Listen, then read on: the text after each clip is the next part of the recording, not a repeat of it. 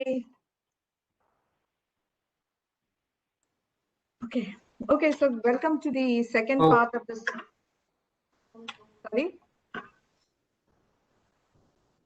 Going ahead. So welcome to the second part of the South Asia Energy Series on enhancing grid flexibility for the clean energy transition. In the first part of the series, which was held on 4th February 2021, we took a deep dive into the flexible coal operation to support large-scale renewable integration in the grid.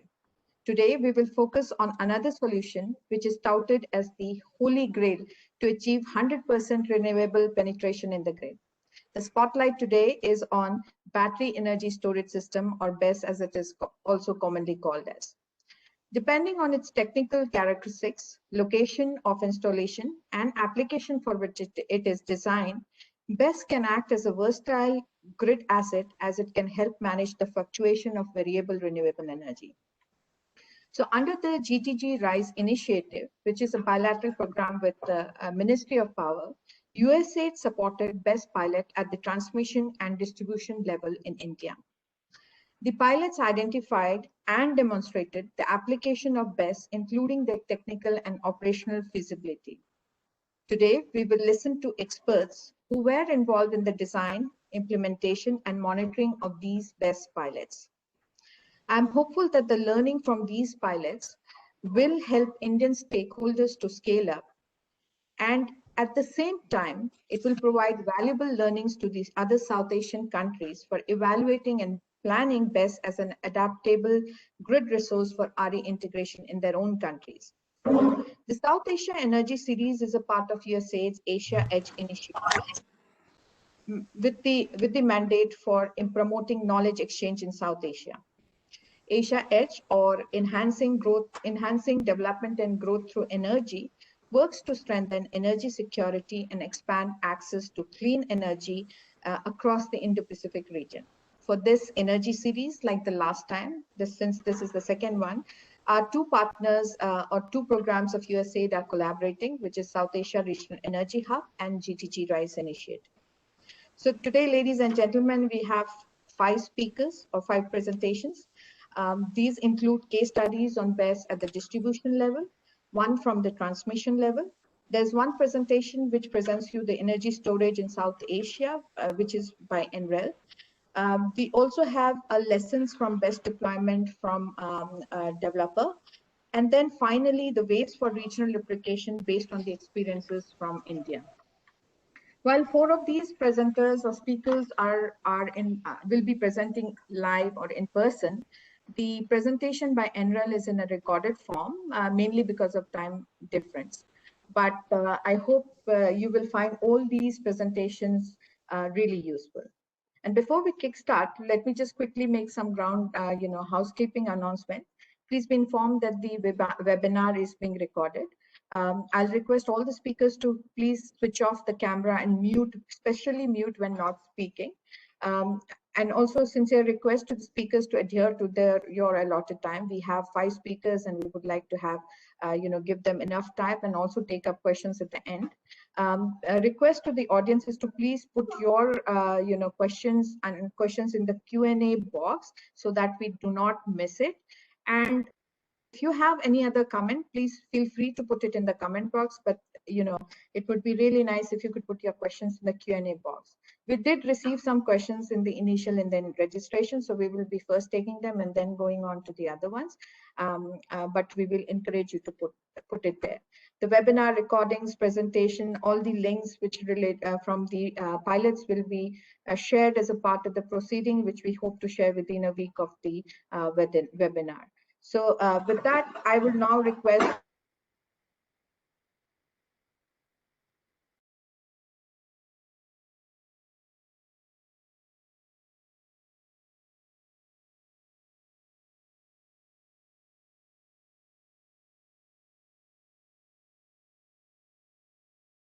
Did we lose Manali, maybe? Yes. Yes. All right. I think let's get started with Anish, then with the first presentation. Okay. Right, Ripu, give me the presentation rights back, I think. Sure.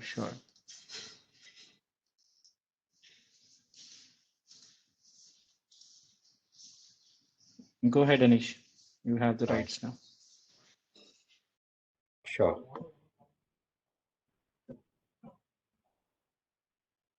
So hope everyone is able to see my screen. Ripu, if you can confirm. Thank you.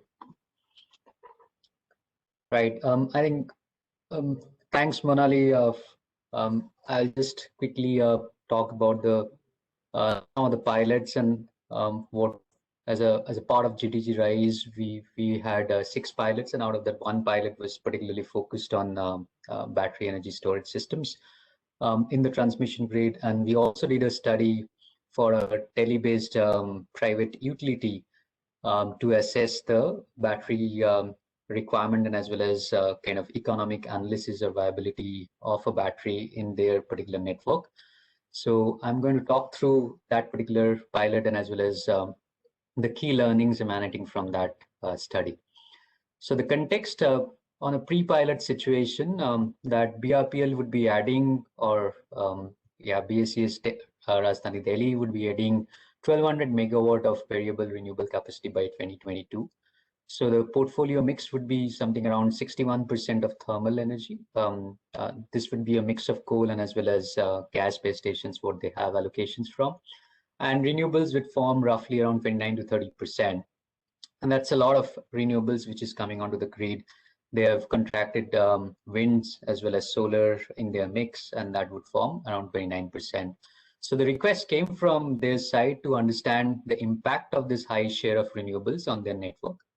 And what would be like if battery comes into the networks, then how can battery augment that experience itself of integrating the renewables in the grid?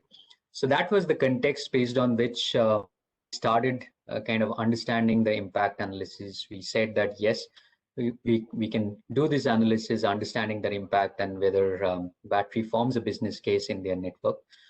So a 20 megawatt of battery storage was kind of analyzed because of the space constraints what they have.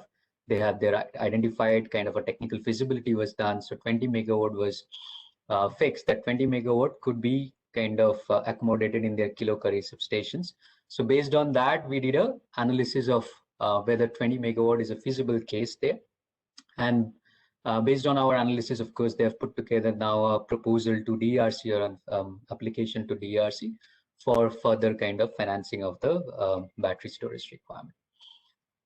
So the first step was, of course, to conceptualize the pilot and what it takes to kind of do the application for DRC. So these were the 2 aspects of the study. So one was, of course, conceptualization. What are the different stacks or the benefit stack which needs to go there to understand what kind of benefits BESS can bring, and as well as, of course, compare it with the costs. And then once it's done, then prepare a kind of a filing or an application for DR, prepare a business case, DPR, and as well as the overall offtake scenario. Who would be the third party? Who would be whether it will be kind of developed by BRPL or what will be the business model, whether it will be a third party source. So building all that kind of a documentation and go towards DRC for their approval. So these 2 were the scope of work which were kind of designed. And the key questions answered through the analysis was, of course, what are the various benefits that BESS is going to provide and how do you value those? So of course, everybody is talking about BESS being a kind of a device where you can actually stack up those benefits, and it can prove to be very useful because there are a number of use cases. So how do you stack those benefits and value BESS is the first question which were answered. What would be the optimal capacity of BESS to be deployed? So though over here, there was a technical constraint like 20 megawatt with which we are starting off. But of course, on a system basis, what's the kind of optimal capacity? And third is, of course, is there economic or business case for deploying BESS in the distribution network? So these are the 3 questions which we answered through the analysis. We have had our unique kind of a proprietary model through which we did this analysis.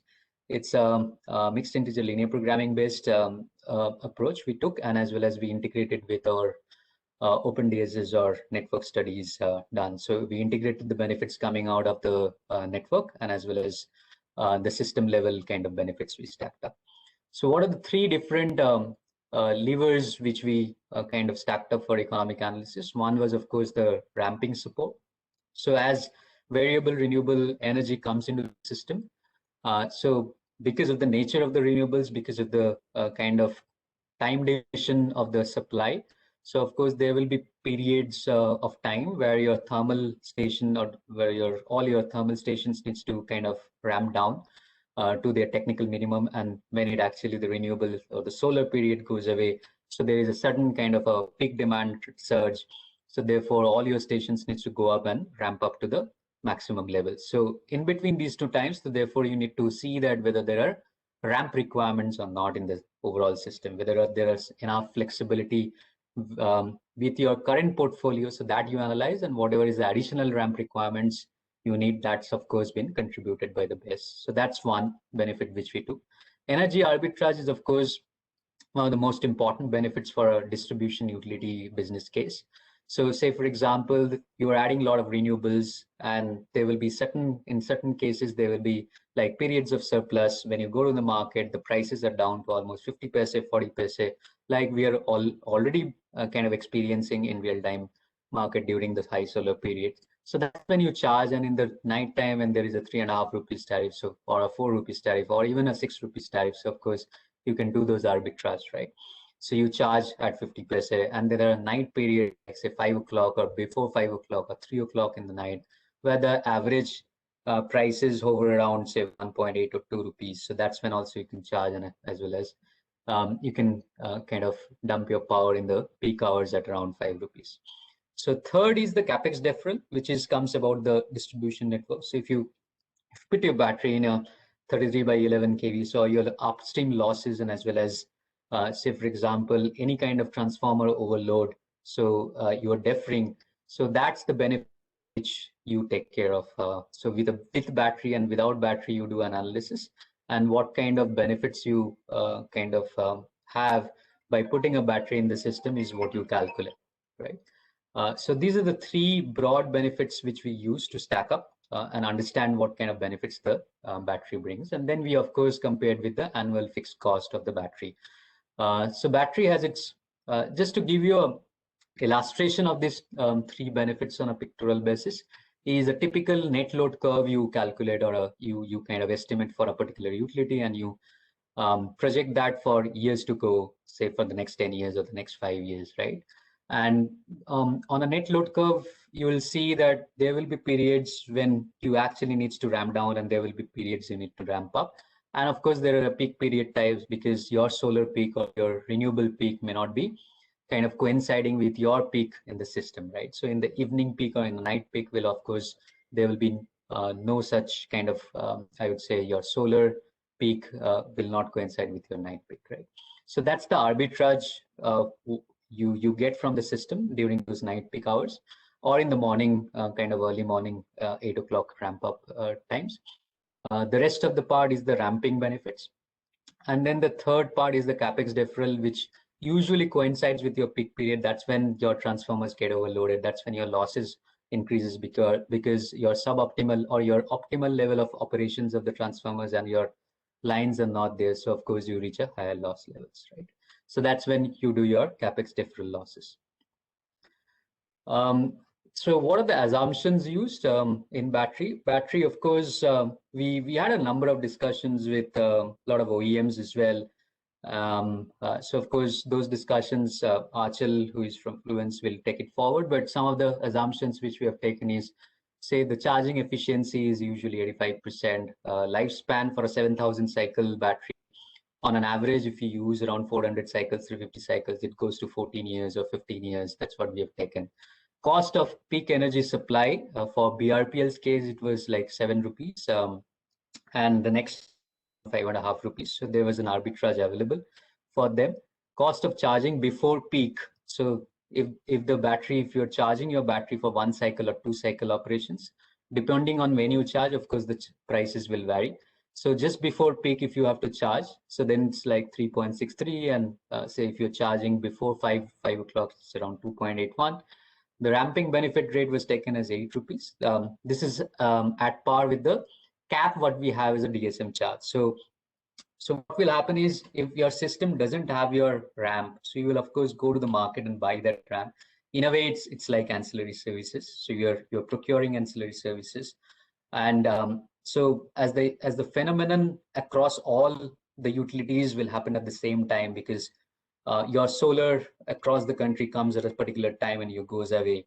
So the flexibility needs mostly will determine, or most will happen during those peak times, or when you need a ramp, right? So when your solar goes away or when your solar is coming.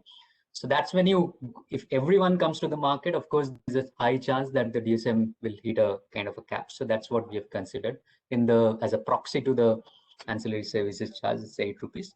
And then there is an annual increase in charges, which is moderate around 3% is what we have considered. As per the CAGR of NTPC stations or ISGS stations, the last 5-year CAGR is around 3.45%. Actual CAGR, we have taken 3%.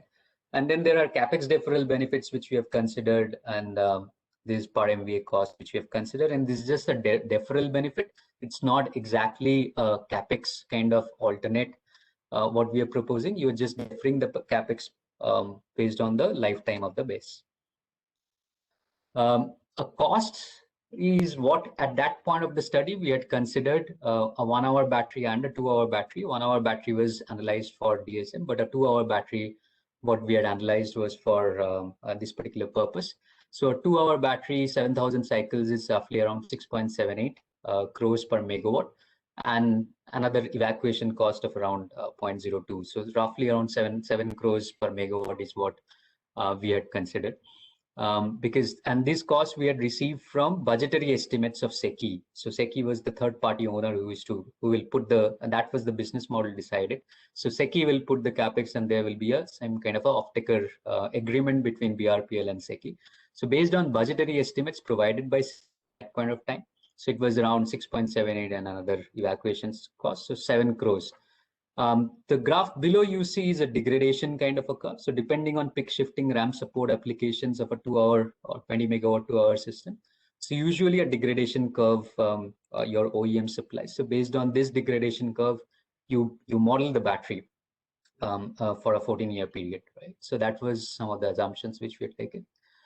Now, based on analysis of the BRPL's data, of course, this is mass, but what we analyzed was what was the kind of ramp requirement going forward, and as well as in the current system when this 2,000 megawatt of renewables are coming in.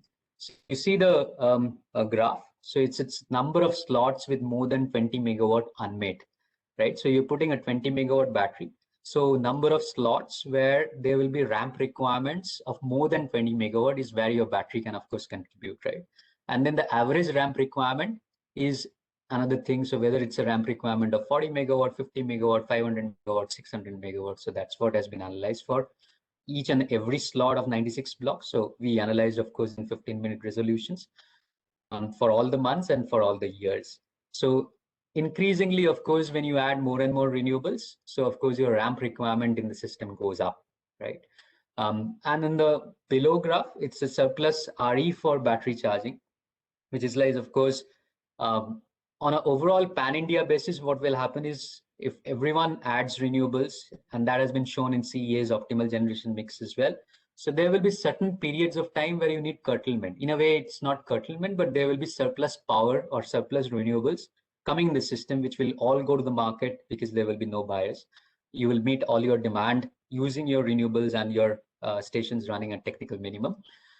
So then there will be surplus power. So if that power goes into the market, so invariably the price of very close to zero will be achieved, and that's when you charge your system, right? So what's the surplus available, whether it's available more than 20 megawatt, and at what periods of time, what are the different blocks, number of slots with that surplus more than megawatt is also what we analyzed over the years. And that's when you charge, of course, you fix your algorithm such that you charge your battery then, and then you discharge at a time when you require in the system. What are the broad findings of the study?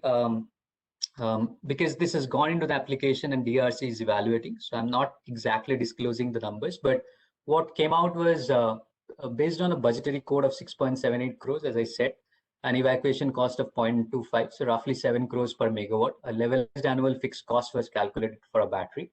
for a 2-hour battery. Benefits from this ramp, arbitrage, capex deferral, and the loss reduction are stacked and compared. Now, at what price the battery was becoming viable, that also we have calculated. So roughly something around 30 to 40% cost reduction from this budgetary cost, if we can get. So then battery was becoming viable for a distribution utility, right? So at this cost, of course, there was a gap. There was a gap in the NPV. Of course, considering that SECI will take a kind of a 14% IRR on their return on equity based. Of course, if a private investor comes in and their expectations of ROE is, of course, much lesser than 14%, then the case would be different. But I'm saying if someone takes a 14% of a IRR on a regulated basis, on a stack-up basis, and comes to the market, the AFC which you calculate, if you still want to have a positive NPV, so there needs to be at least a 30 to 40% reduction from the 7 crore megawatt cost for a 2-hour battery. That's the kind of viability gap funding what is required based on these costs. But at the same time, this was something around 2019, I would say, in the beginning. So a lot has happened after that, and we have been hearing there has already been a cost reduction to the tune of 30-40%. So I think Asha will be the right person to talk about costs when it comes. So if that is the cost, then it makes sense for say, for example, BRPL like companies or say Tata Power, who are utilizing large, I would say the gas stations as well are running at a decent PLF of 30-40% throughout the year, and you still have an arbitrage to kind of set off. So for those utilities where the peak is coming only for 3-4 months, and therefore all your kind of transformers get overloaded during those 3 times. So different use cases. So for those utilities, it really makes sense. So that's the broad key findings of the study. To take questions afterwards. Over to Thank you so much. Yeah, thank you. Sorry, Manali. No worries. Thank you so much. And I kind of dropped out at that moment while introducing you. So good to hear you, and Anish. So without further ado, let's move on to the next presenter who will present the case study please from the transmission. And can I ask everybody, all the speakers, to be on the mute, except for the people who will be speaking. So let me quickly introduce Satish, the director with Power and Utilities Consulting Deloitte India, and holds the portfolio of Grid Integration Coordinator at GTG-RISE, USAID's GTG-RISE program. He has over 14 years of consulting experiences and focuses on large-scale RE integration, battery storage, EV deployment, distribution, transmission, BESS application, and so on. So without further ado, over to you, Satish. Please take on. Thanks, Manali. Aripur, you can go to the next slide. And then, so what happened when we started this journey under GTG-RISE program somewhere in 2017? There was a kind of limited pilot which has been deployed on site. One of the pilot was on the battery storage system was deployed at Puducherry by PGCIL, Power Grid India, which had two battery technologies, 500 kilowatt each of advanced lead acid and lithium ion. And they were only demonstrating 2 basic applications like frequency regulation and energy time shifting. So we discussed with them, and then we jointly worked together to enhance the range of use cases with an aim to showcase the stacked value from a battery storage systems once it is deployed in a transmission system, say. So, so we enhance the number of use cases which are there.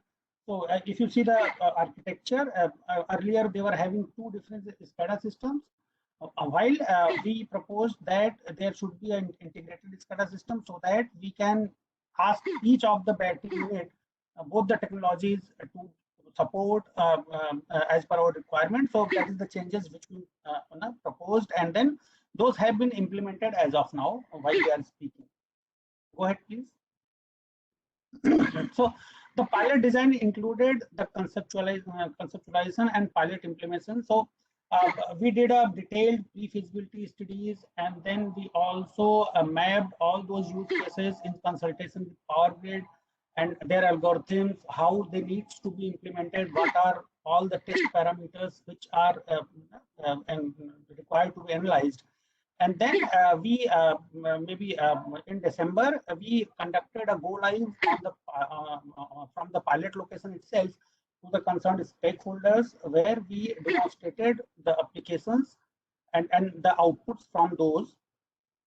And then we are currently working on the third stage, which is more focused on outcome sharing, knowledge dissemination part, and a kind of we are also preparing a national level guidance note, which could be used by any utility who intends to deploy a battery storage system, both in transmission and distribution system. So what all site acceptance testing needs to be done, and what all other parameters are required in per Indian context, that is the work in progress, and we will come back very soon. Maybe by next month we will finalize and disseminate those things also.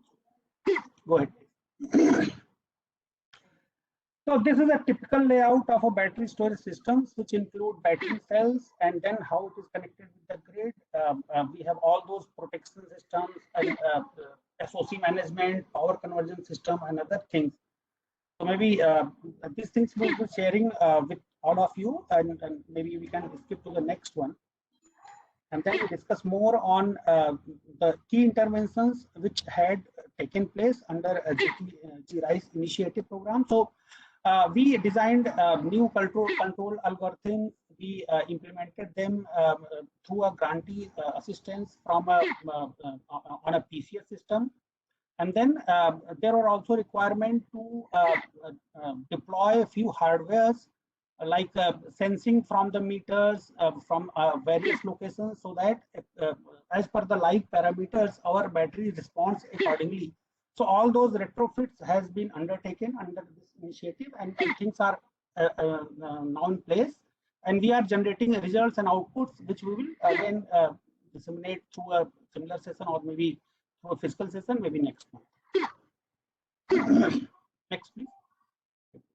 So these are the use cases like dynamic frequency regulation, voltage reactive power support from a battery system, load following, peak shaving, renewable energy capacity firming, and then RE time shifting. And also we are trying to integrate multiple of applications to see what is the integrated value when we combine more than one applications. So as we understand that a battery energy storage system is a kind of high value asset, and we need to harness much more output from that asset, so that we balance the overall economics.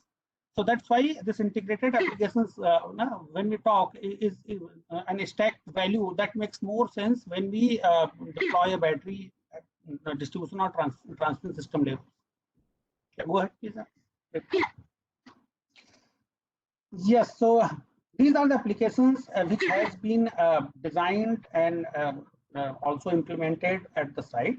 So for example, when we see this frequency regulation kind of application, that means if your frequency is within a predefined band, the battery won't operate.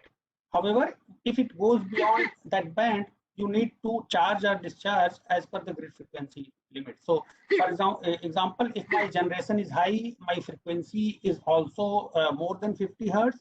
At that situation, we need to provide a support in terms of absorbing power from the grid. So those kind of applications are there. Similarly, when my frequency is on a lower side, we need a generation support, and then the battery would discharge. Similarly, voltage reactive power support, also a battery can provide both real and reactive power outputs based on the configurations, the firing angle, and other kind of technical concepts. So whenever the voltage is higher than a predefined limit, say 0.97 per unit or say 1.03 per unit, the battery would act accordingly to generate reactive power so as to compensate for the voltage regulation. Next one.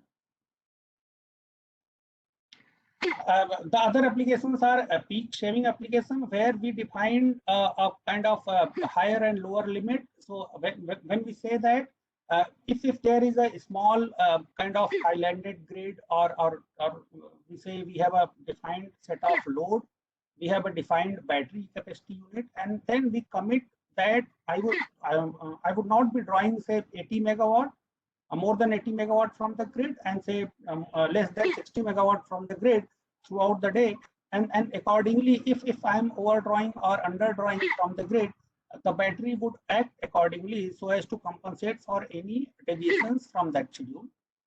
Similarly, a load following is something where on a feeder we define that during these times my my scheduled instructions are something like, which is drawn here in a kind of orange shape, in orange color, and then how the battery is responding with these changes. That is what a load following application does.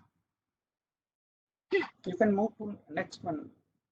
So, those are 4 use cases. The other 2 are more aligned towards renewable energy capacity firming, where I commit that my renewable generation, or maybe a solar plant, would generate say 100 megawatt of energy, while the actual output is say 95, and the balance 5 megawatt of energy would be compensated by a battery unit. So this is something where we say that a solar plant, a large scale solar plant, could also have a kind of capacity to be associated with a battery energy storage system, where it compensates for any deviations from the scheduled output. And then the last one is renewable energy time shifting, where during the daytime, the intent of the application is to absorb the excess solar generation and deliver the same during evening time, so as to compensate for the ramping requirement at the system level. So these applications are there. Apart from that, we are also working towards integrated application, where we say a battery unit which is installed while it is supporting, for example, so we set priorities, like we say that frequency is very important parameter from a kind of a system operator perspective, and then there is a voltage regulation, and then something like energy time shifting. So these priorities, if we define, so everything is managed by the controller, the software which is there, like PCS.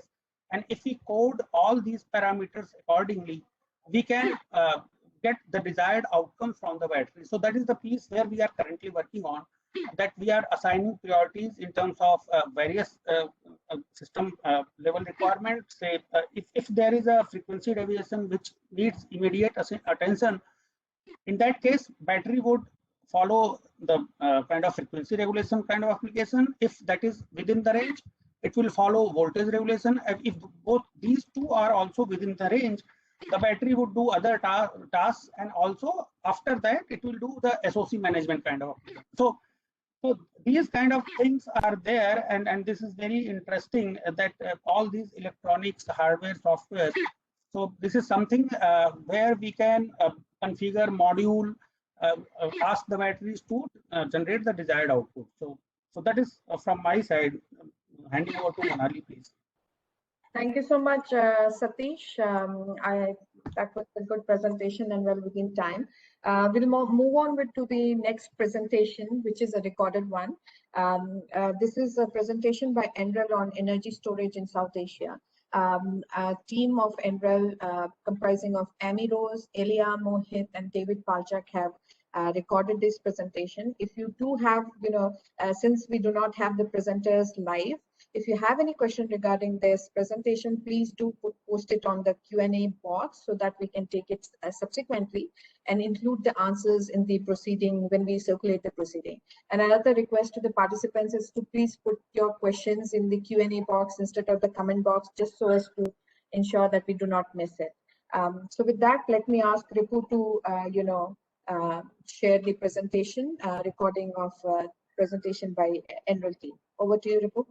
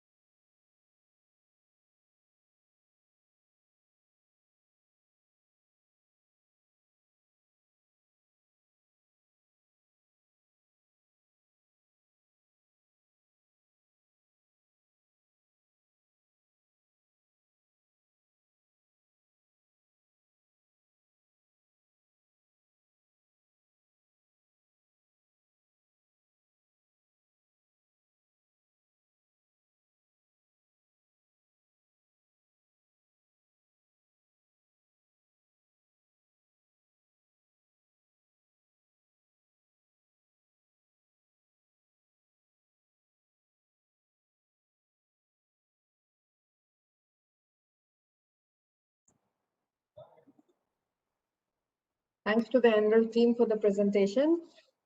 And we are running a little behind the schedule, but we'll move on to our next speaker. So from a regional perspective, we'll now move on to the consensus from a developer of their implementation of a pilot in Southeast Asia. So I'm pleased to invite Achal Sondhi, APAC Market Director at Fluence. Achal has a wide experience in the energy industry and has worked in Bayer Energy, AES, ICF International, and GE Capital. He has worked on both advisory and investment execution for energy transactions across the world. So over to you, Achal, and I'm sorry for mispronouncing a few of the names. No, that was fine. Don't worry. Hi, thank you. So again, thank you. I'll be brief, and so we can stay on the time. My name is Achal Sondhi, and yes, I'm part of Fluence. It's a joint venture between Siemens and AES, and we are a systems integrator for storage. Just for reference, we do have a system in Delhi, a 10 megawatt already, with which was built with Tata and AES. So really quick today, I've been requested by the team here to just focus on one aspect, and I'm pretty happy that we're touching on a different aspect that system integrators provide, not talking about applications alone. So we do provide a full value stream on a concept to operating a BESS, but today we will, Ripu, if you could just press the button one more time, we will be focusing only on deployment and execution.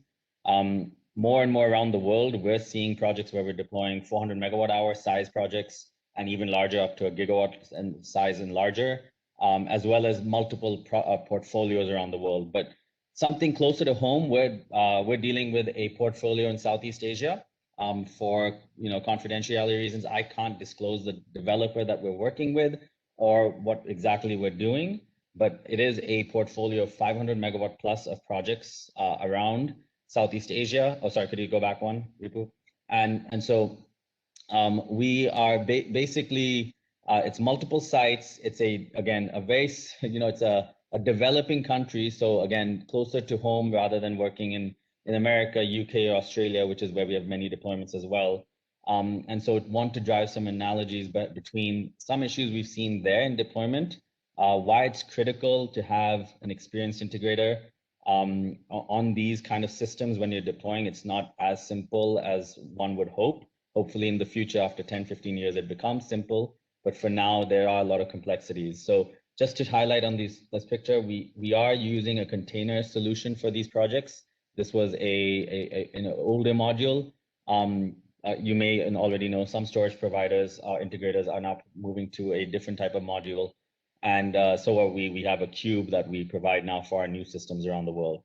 So as you can see, quite some progress made, but I wanted to show that some of these projects are almost done. Some of them still have a lot of work at site to be done, and some are barely even established in terms of civil works, and we're still importing some of the batteries and containers and controls. So if you could move on, one more slide. So I think what I will touch on is when we go through deployment, we face our fair share of challenges every time we do a deployment. And it would be a lie to say that we don't have always a crisis or another to deal with, because these are new technologies. The grid operators getting used to it.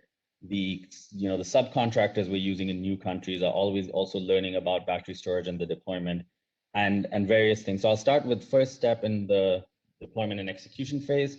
Normally it comes with planning, procurement, strategy, and the design of the system. All through that process, when you get into the detail, working with the grid operator for the design and the connection of to their transmission and substation, there's a lot of hand-holding and work to be done, because standards may be in place for storage implementation, but when you're actually implementing larger scale projects in different parts of the grid, there's always something new that comes up as details emerge. So they say the devil's in the details, and that's truly a fact. And then as you're going through procurement, there's a whole works to go around, especially right now for India.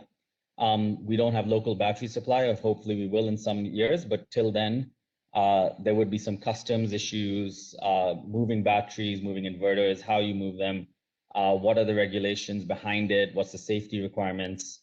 Imagine moving a 40-foot container into near a substation in a small area. All these aspects, and maintaining the safety, given these are lithium batteries, Having someone experienced in doing that is important. A quick story. One of our local subcontractors in this portfolio had brought a crane. It was meant to be one of the larger cranes in the country. Our site manager, who's done about 20 deployments all over the world, saw the crane and said straight away, this is not going to work because apparently the angle of the crane and the hooks they were using were not going to be sufficient for lifting the batteries that we were importing. And no one else could have identified that, and we would have had damages and losses on the equipment. And so it's those type of experiences that are very valuable. And then last minute, we're seeing some supply shocks right now in the globe. Having the ability to switch suppliers or having a confirmed supply from large battery suppliers all over the world enables you to still meet timelines that you want for deployment. And so those are clearly issues we're also facing in today's world with deployment. And that again is where an integrator can be quite helpful, or someone with a large procurement base. Logistics and installation I've touched on a little bit. Of course, there are the main thing, and Ripu, if you could just press the button once. So the main thing is sometimes you'll have site delays. And so how you store any equipment, what's the standards to store them and maintain their functionality. Of course, putting a battery in a warehouse is not as simple. It degrades, the warranties disappear. If you have a site delay and you can't connect the battery right away and you don't handle it properly, then those batteries lose the warranties from the OEM. They lose all the functionality that you had planned for when you designed the system. And so things have to be handled with care. And then of course, local teams are, supply chain is being built up around the world. And so local teams and local subcontractors need to be educated on how they would do work on these type of sites. Finally, the last step, and which is probably one of the more technical ones, and hopefully as a local supply chain builds up, this still remains a very important factor. It's connecting to the grid. I don't think there's been one site in the world where we've not had our top commissioning team have to come in and support, because there's always something new on the grid that is needed by the grid operator. Be it, I think Satish had talked on some of the aspects. You would, maybe a grid operator says in this part of the country, I want frequency as a priority and voltage control as a second priority. And then they may say they want frequency on AGC versus they want voltage on droop curve. These aspects and switching between applications and the timings of the applications during the day and working with the grid code is quite critical. And at last minute to adhere to tests that they are making on the fly, because there aren't many standards in place around this. Having someone like, an integrator who's experienced this around the world is very important for the first few projects for sure.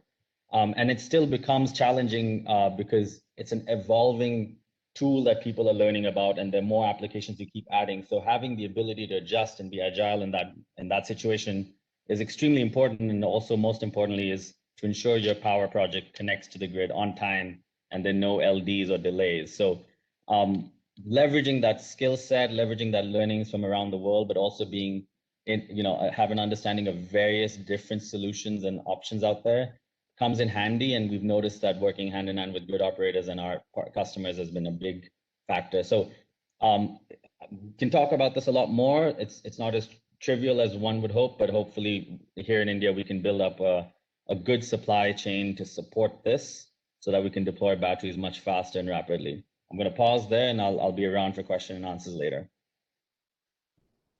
Thank you so much, Achal, for highlighting the critical aspects of execution and deployment. I'm sure it would be really useful for many of the participants today. We'll come back to you with the questions. So we'll now move on to our last speaker for today, last presenter, I should say. So it's Shubhranshu will be talking about the lessons for South Asia for application of battery energy storage pilots based on the Indian experience. So Shubhranshu is, quickly to introduce Shubhranshu, he's the leader for the power and utilities sector in Deloitte, India. He has over 24 years of experience in power consulting, spanning sector restructuring, business transformation, public-private partnership, power markets, clean energy transition, and whole lot of area. Also like to mention that Shubhranshu was the chief of party of USAID GTG-RISE initiative and has now taken the role of the senior advisor. So over to you, Shubhranshu. Thank you so much, Manali. So good afternoon, everyone. I think we had a few very interesting presentations ground up on the pilots from Anish and Satish, which were part of GTG-RISE. We did, of course, hear from NREL on the study in South Asia. And then, of course, from a deployer's perspective from Achal, which is extremely important. And if that leaves you all confused around exactly where to begin from a battery project standpoint, welcome to the party. We've been fortunate, I should say, as part of GTG-RISE, to start deliberating on exactly where to start with regards to pilots, both at the transmission and distribution end.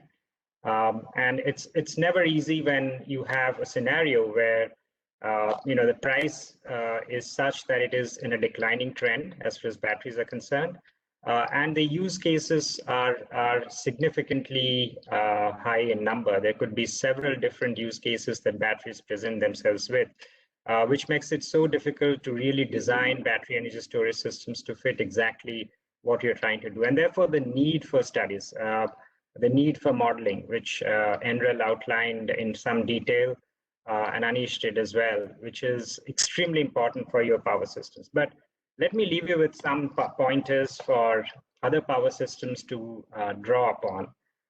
One, the most common understanding of battery deployment is possibly in balancing the grid, right? But that's probably the least feasible in the shorter run.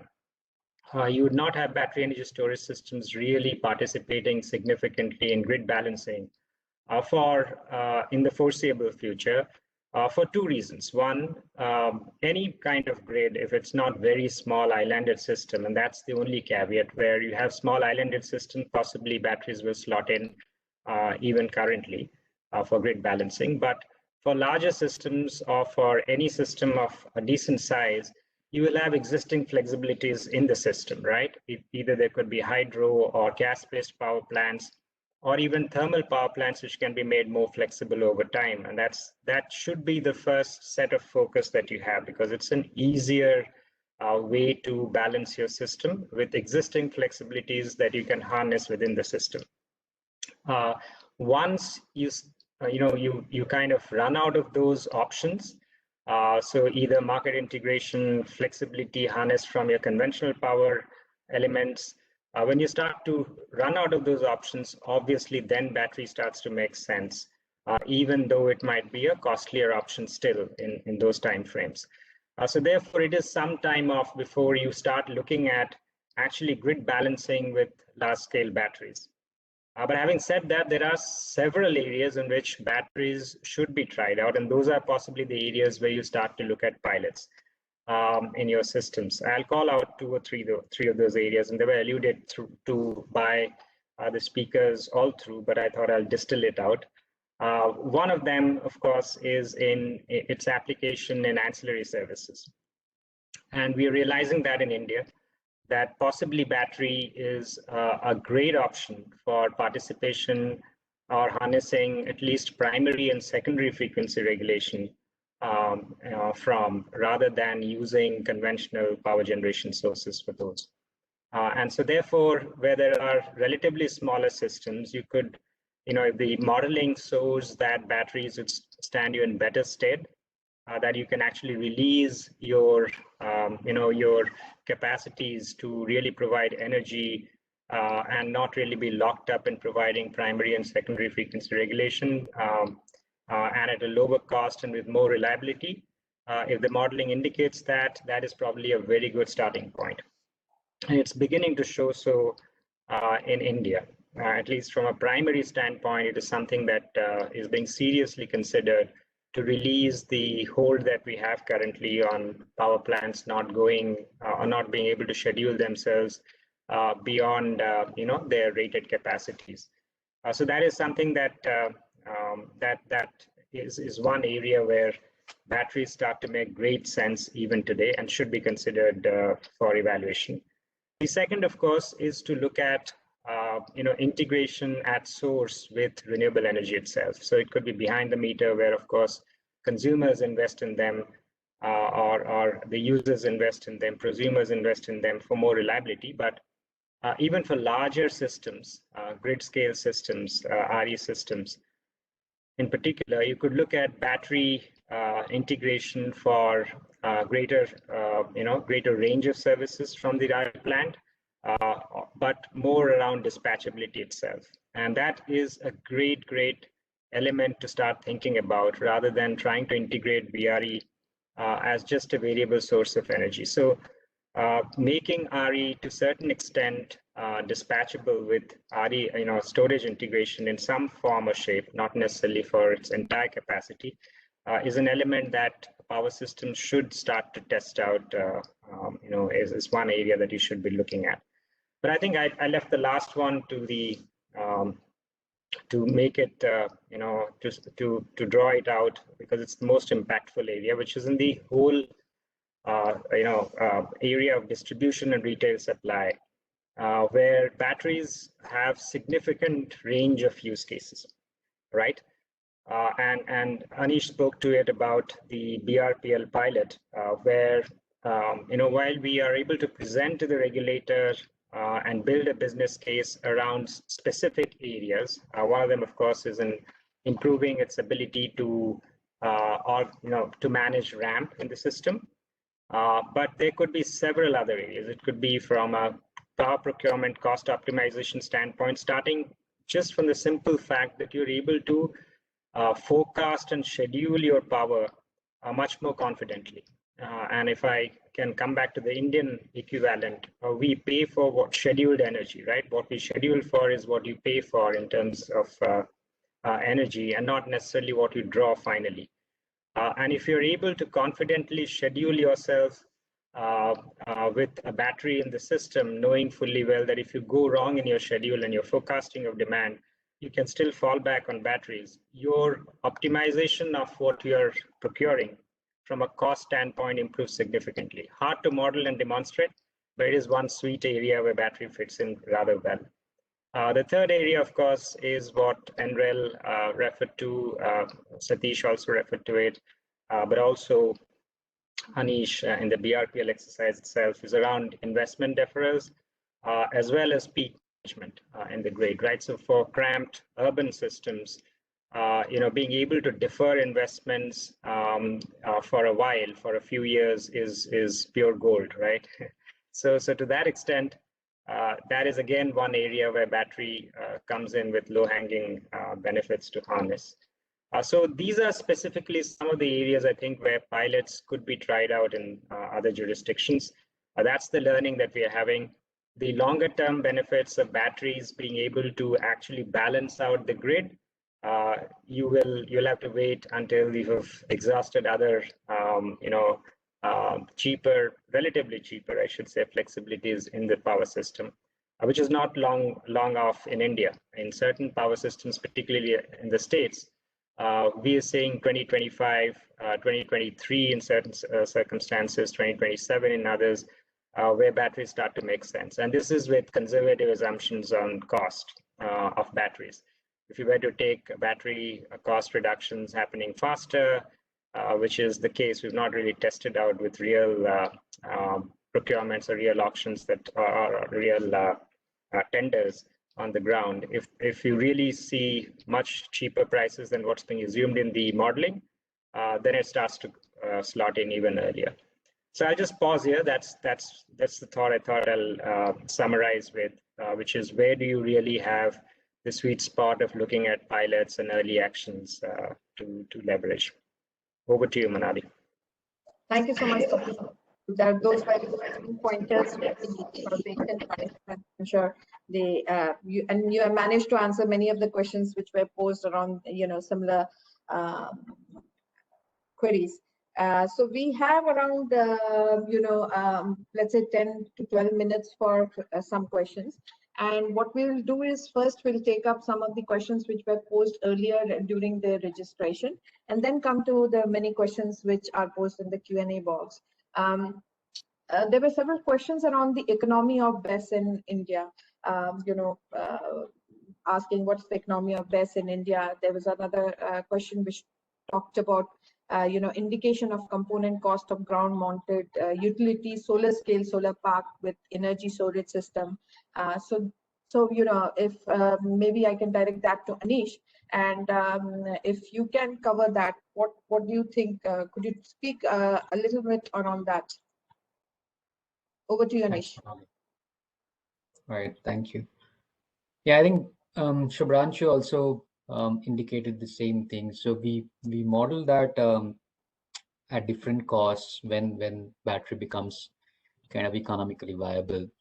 So at the kind of costs which were indicated, and there is no real example as Shubhranshu highlighted. So there have been no auctions so far where storage has been part of it, and we only have budgeted cost or budgetary cost.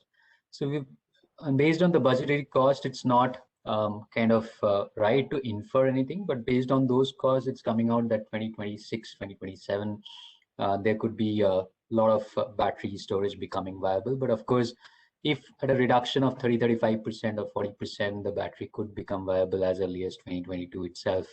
So that's the indication what we have. Even for applications like SECI has come out with several tenders together with solar or wind, together with renewables, and there is a EPC bid which is due this month itself. So I was speaking to some of the officials of SECI, and they were saying they're expecting pretty aggressive bid, something around 3.5 crores for a 3 crore battery per megawatt. So that itself is something around 40% reduction from the budgetary quotes what we have received. So if these cost curves become real, so of course we see 2022, 2023 these projects becoming viable. Okay, thanks so much, Anish. There were a few questions which were posted earlier, which were around the environmental impact of batteries due to disposal, and also I see a number of questions in the Q&A box which talks about environmental consideration and end-of-life management. Even though our our pilots focus more on the operational part of it, I would see if Akhil would like to take this question on. Achal, if you can share any from your experience in terms of end of life of battery, how do you manage it? What's the environmental consideration? Would you like to take a crack at that? Yeah, I mean, no problem. I can chime in here. Of course, we do have a lot of safety information on our website for these aspects, and there's a lot of information out there on the impact of lithium-ion batteries, on environmental. But the one thing I can at least add is for most of our projects and most of the contracting we've done globally, the contract very clearly states that the OEM, like basically a battery supplier for that particular project, and why we only work with tier 1 battery suppliers at the moment is they will handle recycling. They're very clear on the recycling process that they follow. That I'm happy to share that if someone wanted to reach out of what the process is then when they melt the battery and they recycle it. But the idea is we provide in our long-term service agreement, or obviously the owner can do it themselves, is dismantling of the project and bringing the project to port.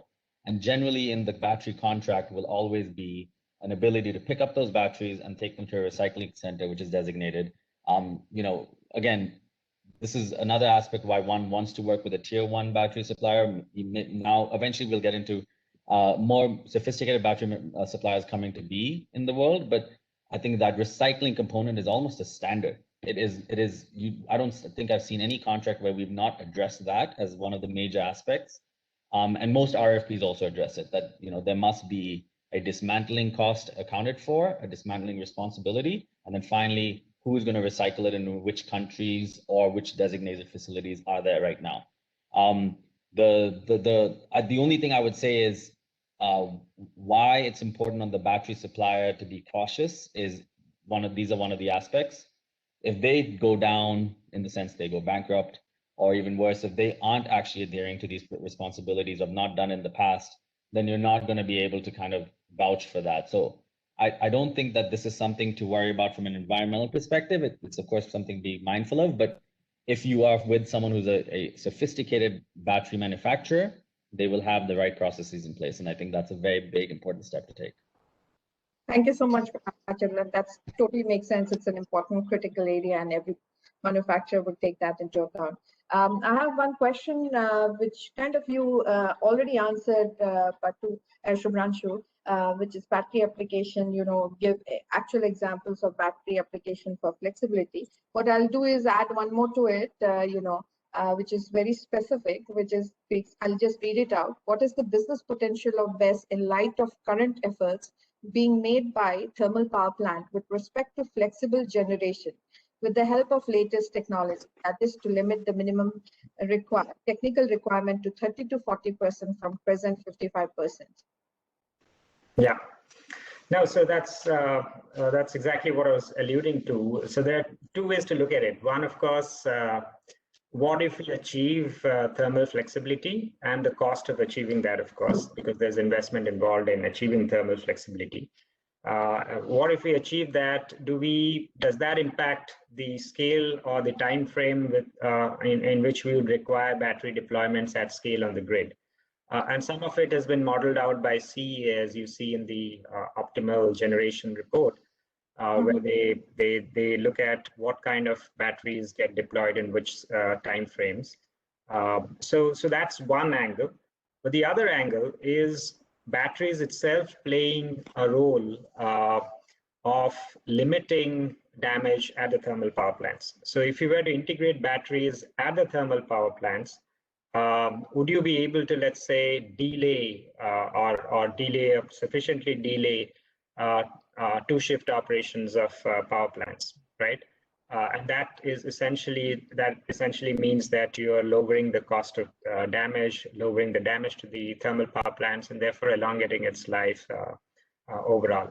And there's some modeling which has been done for some of the thermal power plants in India, where it starts to make sense, by the way, because the reducing battery costs, it possibly might just make sense for actually a battery to be deployed along with, let's say, a 500 megawatt plant, and defer two-shift operations by 3-4 years or probably more, and that is a great value for a thermal power plant. So, it has two angles to it, clearly, in the way I could answer that, Monali.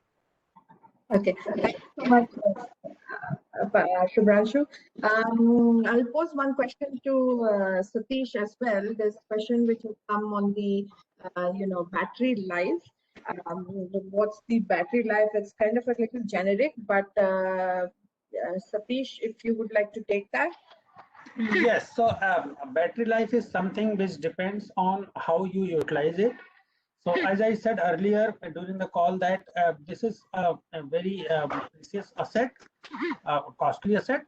So once you try to do a kind of time content analysis, and then you schedule how much energies you want to discharge or charge to the system, that is where it makes sense. So typically the life is 10 to 15 years, and what Anish told is kind of market practices somewhere around 12 years kind of. But then again, it all depends on the level of energies which you want to discharge.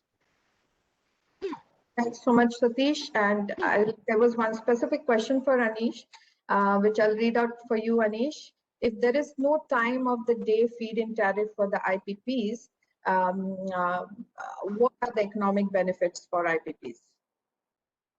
Right, I probably answered that, but I'll again answer it for the benefits of the all the stakeholders. So even if there is no time of day tariff, or say you are not procuring from the market where you have a time of day tariff kind of procurement, but still you have a variable cost which is quite different from one source to another.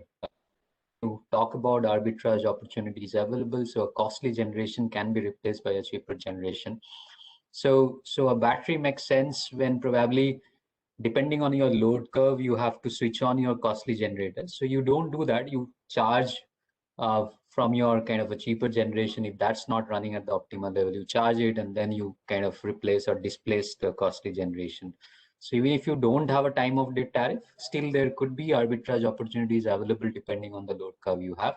But of course, time of day tariff helps you to kind of achieve the better potential of arbitrage benefits. Okay, thank you so much. I see another question which is specifically directed to Achal. Achal, what were the key challenges faced by Fluence during installation of 10 megawatt system at Rohini? What key application is it utilized for? Sure. So, I mean, well, I wasn't with Fluence when they installed that project, so I can defer you to the site manager or the deployment team if you want. But I think the biggest thing was obviously one of the first batteries being brought into the country. There was a lot of work done around importing, how to deal with imports, the customs, the clarifications on the documentation that supported it. I go right to the bare bones of things logistically. There was always a question of safety. Rohini is, a densely populated area. You're putting a battery right in the middle of the city. And so that obviously making sure that the building was secure, the safety enhancements were there, and having that verified, cross-verified, and everyone being comfortable with it and engaging all the stakeholders. So I think that constant back and forth and questioning that we had to support and engage with was a bit of a unique one. Overall, the team in terms of logistically, AES is of course was the parent, and they've dealt with the large power plants in India. Tata, of course, being quite experienced in this matter, and the substation being quite well, laid out. That setup was not too hard. This system was, of course, a building system, a little more expensive. The containers ones and more which are in rural parts are a little more difficult. Here, the foundations and the civils were already done, so some of the complexities were not there. But I think the constant discussion around safety, the logistics of bringing items from port into port and into Delhi was one. And then finally connecting to the grid was a challenge. It was the first time, again, connecting to the Delhi network, how you connect, what the communication systems will be, and then what the communication channels of where Tata's control center would have control over the battery. Right now, the battery is being used mainly for frequency regulation, but it is also supporting on different applications as well as DSM, any peaking capacity, and supporting several other tests. But I think someone from AES or Tata can speak more to that as they've been in operation, and so happy to kind of engage with anyone who wants to ask more questions around it. Thank you so much, Achal. Maybe it would be useful if we'll collect that information and include it as a part of a proceeding, so people interested can directly get in touch. I'll ask one more question to Shubhranshu. There are several, around regulatory framework, and I'll just club few of them. So, it seems the question raised whether it really makes economic sense to have the battery energy storage system. It seems to be a very niche kind of thing, and so basically the question is, what is the status of regulatory framework both at CRC and at different SERCs for a business model for battery energy storage system? Yeah, so it's a great question. I think what we're not expecting, and it possibly is something learning from the renewable experience itself is probably not recommended, is to have out-of-market revenue streams for any kind of technology, and battery is an extremely important technology. So presupposing where it would be useful and having out-of-market revenue streams, whether it is incentives, or kind of waivers on charges, is possibly not the way to go.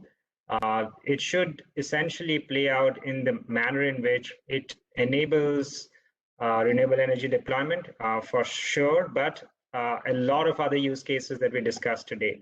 And it is all starting to make sense, by the way. I don't think cost is that big a consideration when we come to certain areas. So for instance, we spoke about ancillary.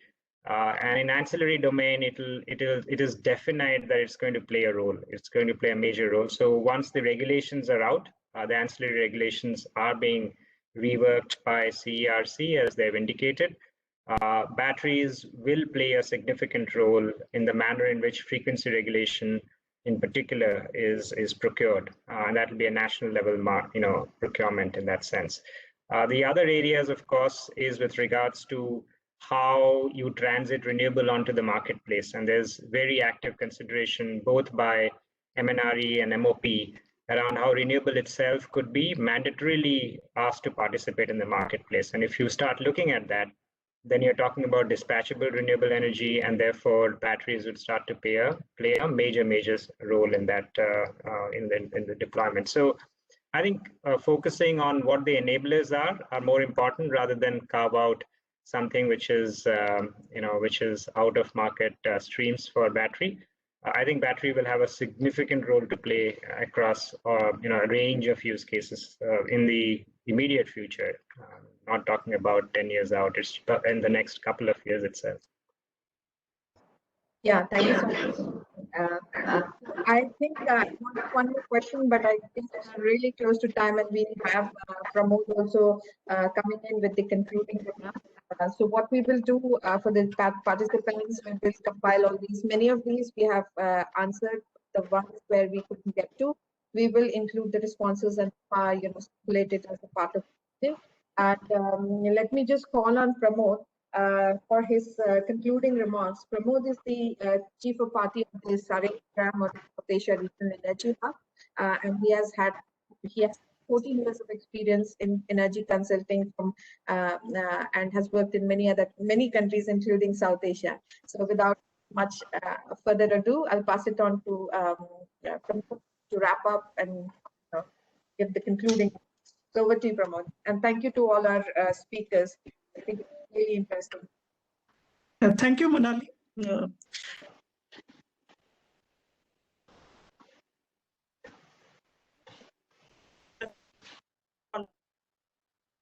I think one thing that certainly we did not factor was that the cricket test match between India and England started today. Despite that, we have a good participation. So I will quickly summarize some of the key takeaways.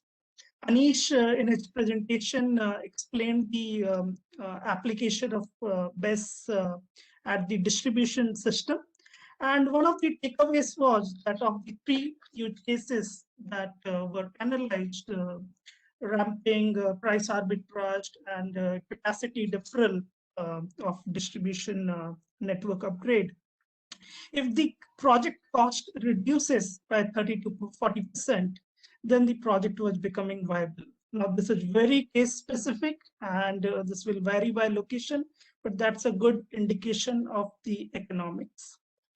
Satish, in his presentation, covered how an existing BESS facility has been upgraded to provide additional and enhanced capabilities. So he also mentioned about a number of applications. I think there were 6 or 7 in total. And some of these applications definitely would be vital in case of a renewable rich system, but otherwise also for grid support and grid management, how the upgraded this facility can help transmission system. I think that is something which was one of the takeaways. Although we missed NREL team real time, we were lucky to have a presentation recording from them. And again, the takeaway for me and for the rest of the South Asian countries, in my view, is their storage readiness assessment framework, where they have looked at how the physical characteristics of the grid, the regulatory system and policy system, how they can act as an enabler, or if they are not in place, how they can also act as a barrier for battery storage projects. In the presentation, NREL also covered a modeling framework, how to quantify the energy value, capacity value, and value of ancillary services. And hopefully, this framework and the quantification of opportunities will guide policymakers and utility planners if there are any inhibition related to the revenue earning or cost avoiding potential of storage.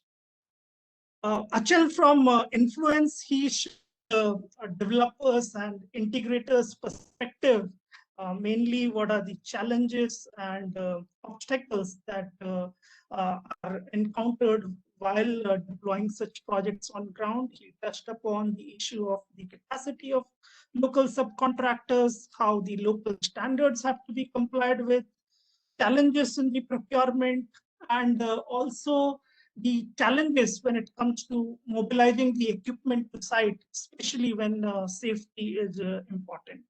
And towards the end, Branchu, he mentioned about the roadmap and about the existing flexibility that already exists in large systems. First, they have to be extracted, and then battery will come in the supply order. But he also mentioned that for ancillary services, battery may be suitable for primary reserves, and that somewhere the countries can start looking at pilots similar to India. He also mentioned about the battery integration at source, so coupled with generator, and of course other examples from the distribution sector where battery projects may make more sense and which can be tested out even in today's condition.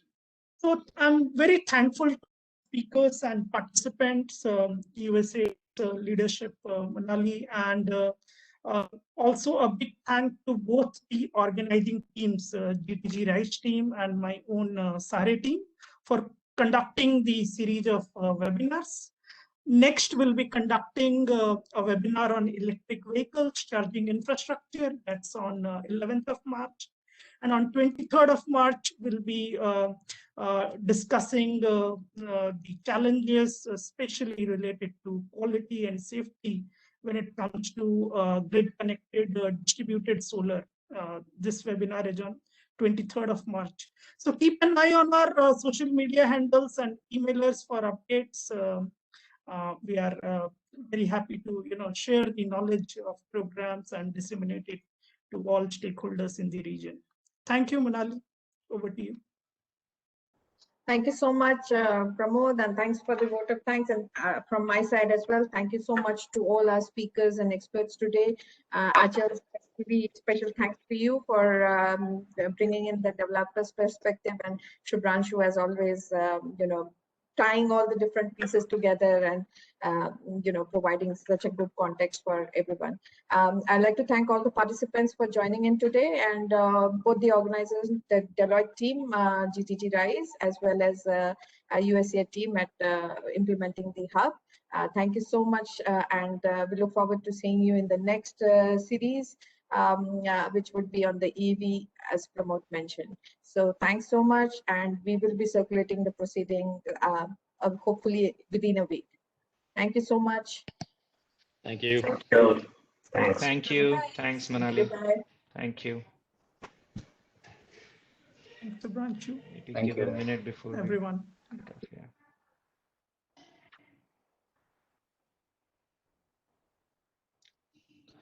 Thank you. I'll be ending. Yeah. I'll just Okay. end. Bye. Bye. Bye. Thanks.